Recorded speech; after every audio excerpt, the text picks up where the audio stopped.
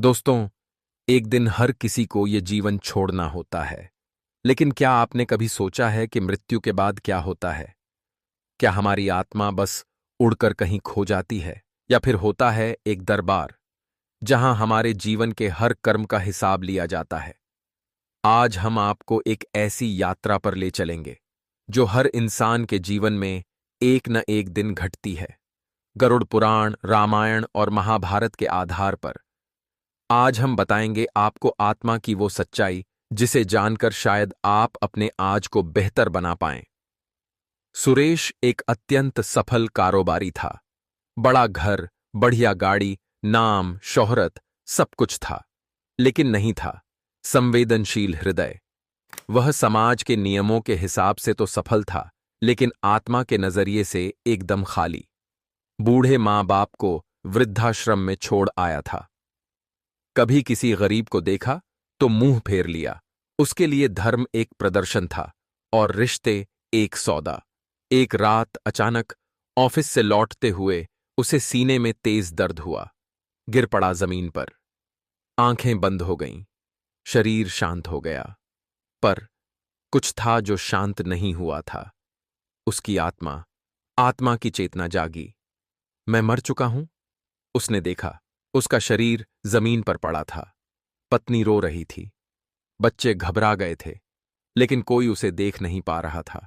वो चीखा, मैं यहीं हूं, लेकिन कोई नहीं सुन रहा था। तभी वातावरण में एक अजीब सी ठंडक भर गई, जैसे हवा रुक गई हो और समय ठहर गया हो। दो विशाल यमदूत उसके सामने प्रकट हुए।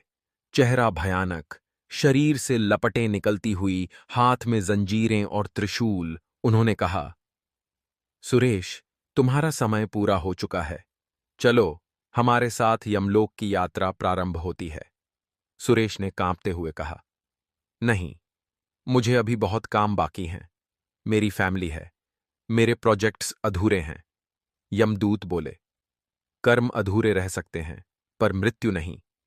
तुम्हारे कर्म तय करेंगे कि आत्मा अब कहां जाएगी। सुरेश को एक अंधकारमय मार्ग पर ले जाया गया, जहां दूर दूर तक कोई रोशनी नहीं थी, सिर्फ चीखें, कराहटें और पछतावे की आवाजें। वहां कई आत्माएं तड़प रही थीं। कोई हाथ जोड़कर प्रार्थना कर रही थी, कोई कह रही थी, काश मैंने जीवन में सुधरने का मौका लिया होता। लेकिन अब कोई सुनने वाला नहीं था। ये रास्ता नरक का रास्ता था, परंतु यह नरक का दरवाजा नहीं था।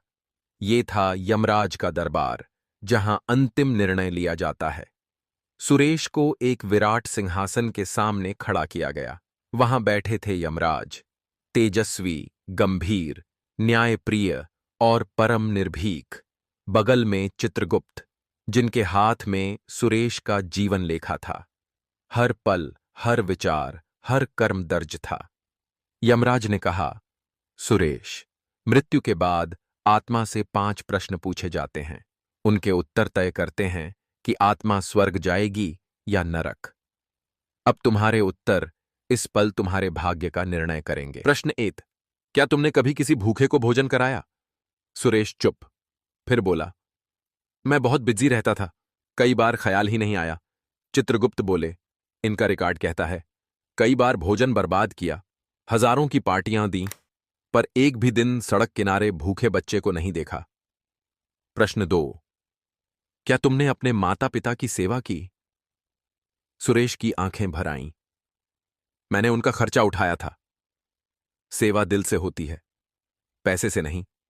तुमने उन्हें अकेलेपन और अपमान की आग में झोंक दिया।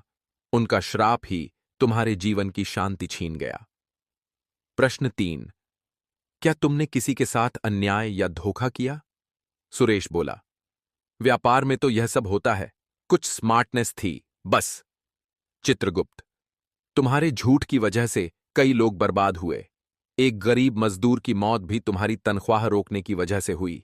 यह स्मार्टनेस नहीं, यह पाप है। प्रश्न 4, क्या तुमने कभी सच्चे दिल से पश्चाताप किया? मैंने कभी सोचा ही नहीं कि मैंने कुछ गलत किया। जो किया सही लगा। सुरेश, यही सबसे बड़ा अज्ञान है, जब आत्मा अपने पापों को पाप मानना ही छोड़ दे। हाँ, है। प्रश्न 5, क्या तुमने कभी किसी की निस्वार्थ सहायता की? सुरेश का मुंह सूख गया। हर बार कोई न कोई स्वार्थ जुड़ा रहा, चाहे वो लाइक्स के लिए सेवा हो या प्रचार के लिए दान। तुम्हारी आत्मा अहंकार, स्वार्थ और अन्याय से भर चुकी है। अब यह नरक में जाएगी, जहां तुम्हारे कर्मों का फल तुम्हें मिलेगा और शायद पुनर्जन्म में कुछ सीख सको। इसके बाद एक और आत्मा लाई गई, राघव, जो जीवन में गरीब था पर मन से बेहद धनवान। खेतों में काम करता, मां बाप की सेवा करता, भूखों को खाना देता और जीवन को भगवान की भक्ति में बिताता। यमराज ने 5 प्रश्न पूछे और चित्रगुप्त ने उनके उत्तरों की पुष्टि की। तुम्हारे कर्म पवित्र हैं, तुम्हें स्वर्ग में स्थान मिलेगा। हे आत्मा, तू जिस शरीर में है वो क्षणिक है। जो तू बोता है वही तुझे मिलेगा। मृत्यु अंतिम सत्य है और कर्म ही तेरी अंतिम परीक्षा है। अगर यह कहानी आपको छू गई हो तो आज ही जीवन में एक नया अध्याय शुरू करें। मां बाप की सेवा करें, किसी भूखे को रोटी दें, किसी अनजान के आंसू पोंछ दें और सबसे जरूरी अपने अंदर के इंसान को जिंदा रखें। तो दोस्तों, ये तो था यमराज के दरबार में